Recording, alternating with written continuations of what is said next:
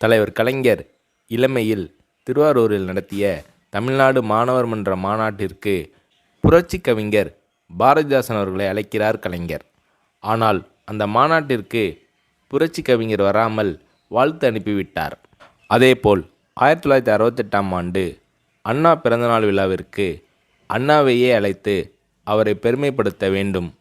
முதலமைச்சராக பொறுப்பினை ஏற்ற அண்ணாவுக்கு சிலம்பு செல்வர் மாப்போசி அவர்கள் பொன்னாடை அணிவிப்பது என்ற திட்டத்தின் அடிப்படையில் கோபாலபுரம் இளைஞர் திமுக சார்பாக தளபதி ஸ்டாலினும் மற்ற கழக நண்பர்களும் சேர்ந்து அண்ணாவை சந்தித்து கேட்கிறார்கள். தளபதி கேட்ட தேதிக்கு வர முடியாமல் வேறு தேதியை அண்ணா கொடுக்கிறார். ஆனால் தளபதி தான் நினைத்த தேதியில்தான் நடத்த வேண்டும் என்று நினைத்த தேதியிலேயே உறுதியாக இருந்தார்.